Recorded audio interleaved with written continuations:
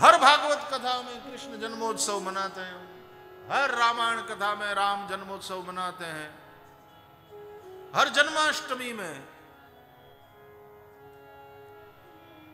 मध्यरात्रि पर्यंत जागते हैं, मंदिरों की ओर भागते हैं, कृष्ण जन्मोत्सव मनाते हैं, जन्माष्टमी का व्रत रखते हैं। हर रामनवमी में मध्याह्न समय में, अपराह्न समय में भागते हैं, व्रत करते हैं। इतने वर्षों से हम रामनवमी मना रहे हैं, कृष्णाष्टमी मना रहे हैं, कथाओं में कृष्ण जन्मोत्सव मना रहे हैं, राम कथा में राम जन्मोत्सव मना रहे हैं। लेकिन प्रश्न यह है, इतने वर्षों से कथा सुना रहे हैं या सुन रहे हैं, या इतने वर्षों से जन्माष्टमी का व्रत कर रहे हैं, रामनवमी का व्रत रख रहे हैं, लेकिन प्रश्न यह है कि हमारे जीवन में राम जन्म हुआ? मेरे अपने जीवन में कृष्ण प्रकट हुए?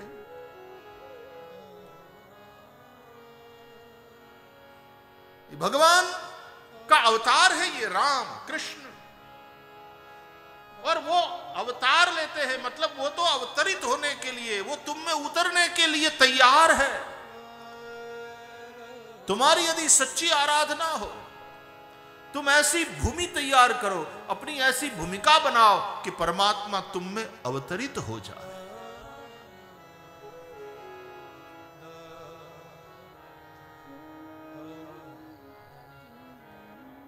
एक बार हेलीकॉप्टर से हम कहीं जा रहे थे, तो विजिबिलिटी वहां अच्छी नहीं थी, तो पायलट साहब ने हेलीकॉप्टर नहीं उतारा, कहा कि भाई जरा महत्वपूर्ण है, आप किसी तरह से उतार दो। बोले ना, हम रिस्क नहीं ले सकते, विजिबिलिटी नहीं है ठीक, हेलीकॉप्टर नहीं उतर सकता। हेलीकॉप्टर नहीं उतर सकता, विजिबिलिटी ठीक ना हो तो, स्पष्टता ना हो तो, हाँ, तो भगवान कैसे उतर सकता? क्लियर करो सब, क्लियर करो। और फिर जहां उतरना है तो हेलीपैड बनना चाहिए, हवाई जहाज को लैंड होना है तो वहां रनवे उस हिसाब से होना चाहिए। और जिस प्रकार का हवाई जहाज है, छोटा वाला हवाई जहाज लैंड कर सके, इतनी छोटी एयर स्ट्रिप हो तो उसके ऊपर एयरबस लैंड नहीं कर सकती, बड़ा वाला हवाई जहाज नहीं लैंड कर सकता। भूमि तैयार करनी पड़ती है, बस उसी तरह साधक ने अपनी एक भूमिका बनानी पड़ती है कि वो अवतरित हो सके।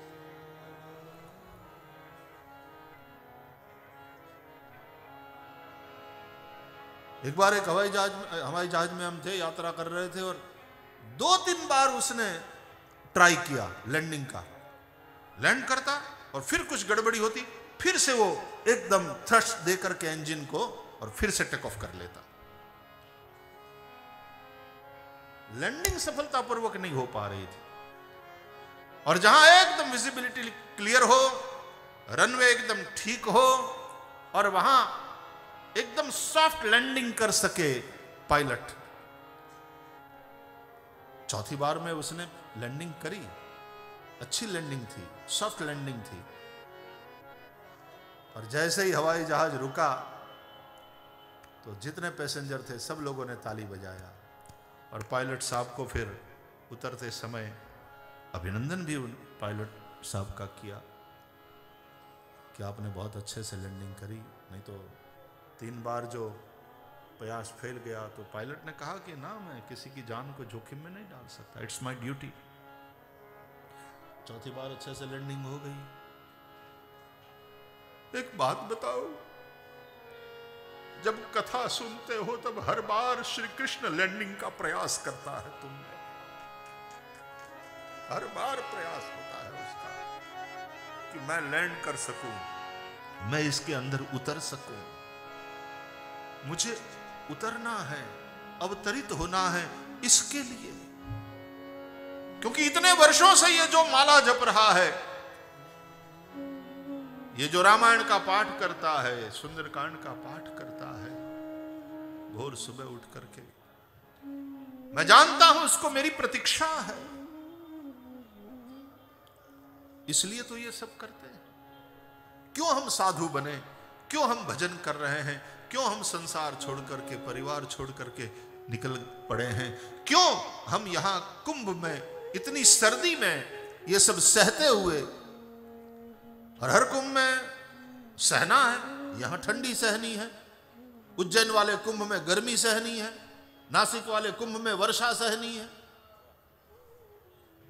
तपस्या है। अब कोई यदि ऐसा कहे कि भाई उज्जैन में कुंभ और आप लोग अप्रैल में और इस तरह से करते हैं आयोजित, तो जब गर्मी पड़ती है तब उज्जैन में नहीं, आप लोगों ने उज्जैन में भी कुछ फरवरी में रखो, जरा प्लेजेंट हो। और यहां प्रयाग में हर बार ये जनवरी पड़ता है बीच में और इस तरह से आप करते हो।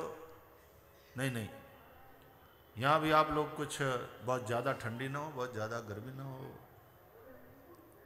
फरवरी को जाने दो, उसके बाद फिर यहां कुंभ को ऑर्गेनाइज करो प्रयाग में, ताकि इतनी ठंड सहना नहीं पड़े। और नासिक में वर्षा में मानसून के सीजन में कुंभ का आयोजन करते हो। नहीं नहीं नहीं, वहां भी कार्तिक के महीने में रखो, क्या जल्दी है। तो वो जानता ही नहीं है, वो समझता ही नहीं। ये अपनी सुविधा से नहीं होता, ये ग्रहों की जो स्थिति बनती है उसके आधार पर महापुरुषों ने नक्की किया। और इसी तरह से कुंभ का समय निश्चित हो जाता है ग्रहों की स्थिति के अनुसार कि इलाहाबाद में, प्रयागराज में यहां आपको ठंडी सहना होगा, उज्जैन में गर्मी सहन करना पड़ेगा, नासिक में, दंडकारण्य में वर्षा को सहन करो। हाँ, हरिद्वार वाला कुंभ थोड़ा बिल्कुल वहां मां की गोद में है पावन तट पर, तो वो थोड़ा उस इतना वो तपस्या, मां गंगा वहां कहती है कि बेटे बहुत आप लोगों ने सह लिया, चलो आओ यहां मेरी गोद में थोड़ा आराम करो, आनंद करो, मौज करो। बाकी तो सहते हैं, तपस्या है। और भगवान जब देखते हैं कि ये इतना सह रहा है मेरे लिए, चलो मैं अवतरित हूं। लेकिन उसका हवाई जहाज ऊपर घूम रहा है, वो लैंड करना चाहता है, वो अवतरित होना चाहता है, लेकिन या तो भूमि में गड़बड़, या तो विजिबिलिटी नहीं।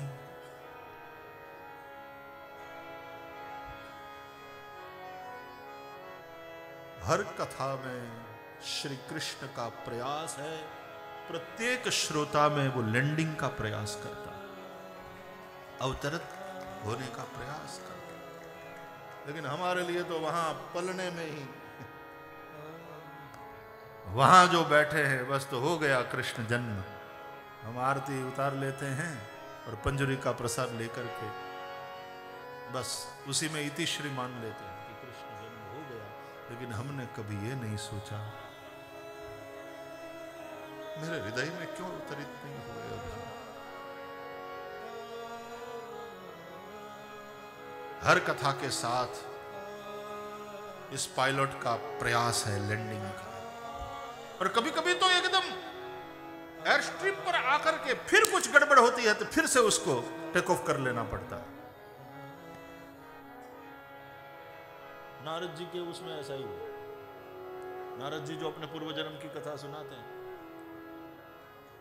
बोले भजन कर रहा था एकांत में जंगल में और भगवान ने मुझे हृदय में दर्शन दिया, लैंडिंग हुआ लेकिन फिर टेक ऑफ कर दिया।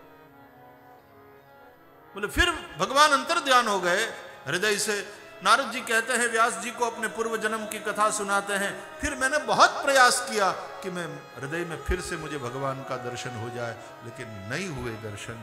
तब मैं रोने लगा। मेरी उस तड़प को देखकर आकाशवाणी हुई,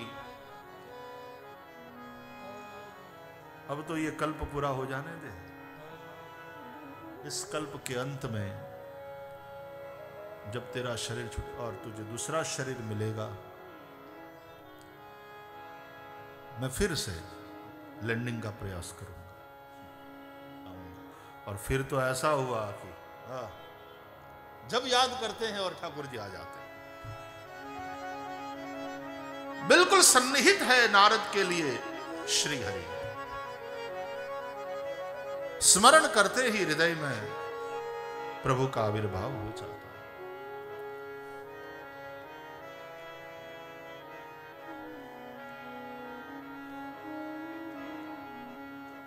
कथा भी इसीलिए है, यस्याः श्रवण मात्रेण हरिश्चित्तम समाश्रयेत। यस्याः श्रवण मात्रेण, जिसका श्रवण मात्र, छोड़ो यार आगे फिर श्रवण के बाद मनन और निधिध्यासन आचरण वगैरह, कथा आचरण में होना चाहिए वगैरह वगैरह बातें होती है, होनी भी चाहिए, ठीक भी है, उसमें कोई बुराई नहीं है। लेकिन व्यास जी तो कहते हैं यस्याः श्रवण मात्रेण, श्रवण मात्र से, सुनने मात्र से हरिश्चित्तम समाश्रयेत, चित्त में श्री हरि का आविर्भाव हो जाता है। यार इतना सा साइनाइड, वो जहर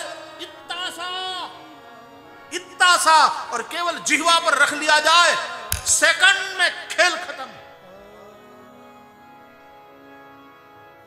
साइनाइड का वो विष इतना कातिल होता है, इतना सा जिह्वा पर रख लिया जाए और खेल खत्म सेकंड्स में। साइनाइड में यदि उतनी ताकत है तुमको मारने की, तो यह तो अमृत है यार। और कैसा अद्भुत अमृत।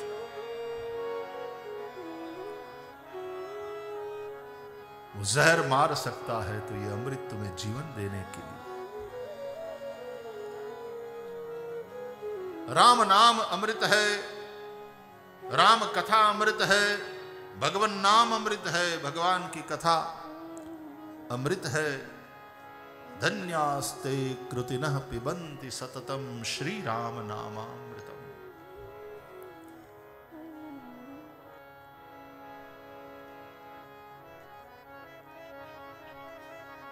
कथामृतम। हम अमृत की आकांक्षा लेकर के आए हैं यहां इस कुंभ में, तीर्थराज प्रयाग में। अरे सोचो, देव दानव के द्वारा जो मंथन हुआ सिंधु का, और भगवान धन्वंतरी हाथ में अमृत कुंभ लेकर के प्रकट हो गए, और फिर छीना झपटी हुई, अमृत की कुछ बूंदें गिर गई जहां जहां, वहां ये अमृत कुंभ लगता है। अमृत की बूंद, साइनाइड की इतना सा एक बूंद भी बहुत बड़ी चीज है। इतना सा साइनाइड खत्म कर सकता है तुम्हें सेकंड्स में। तो ये अमृत की बूंदें उस समय जहां जहां पड़ी वहां इस प्रकार का कुंभ लगता है। ये अमृत की महिमा देखो। हजारों लाखों करोड़ों की संख्या में हम लोग आते हैं यहां उसी अमृत की आकांक्षा को लेकर के।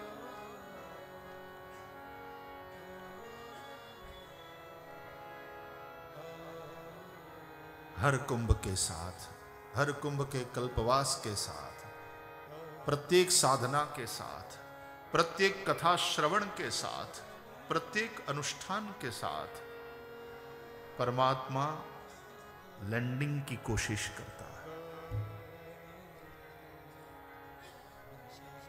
कभी नहीं हो पाती लैंडिंग तो हमारे मन में कष्ट होना चाहिए कि अभी मैंने अपनी भूमि ठीक नहीं करी, अभी भी मेरा रनवे ठीक नहीं है, अभी मेरी भूमिका ठीक नहीं हुई।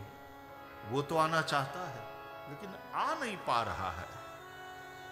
वो आने के लिए कितना उत्सुक है। मैं भी चाहता हूं कि वो आवे, अवतरित होवे मेरे लिए, जगत के लिए कृष्ण अवतरित होवे और उसकी कथा अब सुनो, ठीक है, लेकिन कथा इसलिए सुनो कि तुम्हारे लिए वो अवतरित हुए, स्पेशली तुम्हारे लिए। और परमात्मा प्रत्येक साधक के लिए स्पेशली अवतरित होने को उत्सुक है, उसकी तैयारी है। तो मुझे ये भाव बहुत पुलकित भी करता है और परेशान भी करता है कि हर कथा के समय परमात्मा लैंडिंग का प्रयास करता है और वो लैंडिंग फेल हो जाती है तो उसको भी उतना ज्यादा परिश्रम है। जितने हम उत्सुक हैं उसके अनेक गुना ज्यादा वो उत्सुक है लैंडिंग के लिए।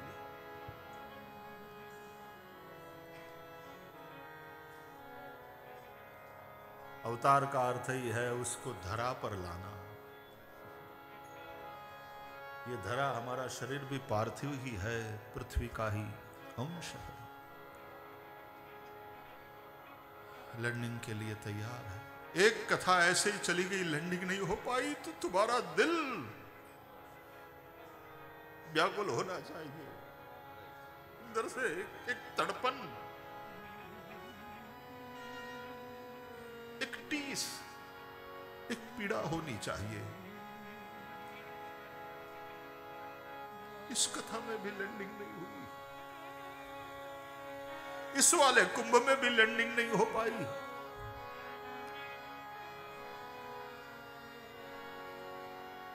कब वो अनुभूति बन करके उतरेगा मेरे जीवन में?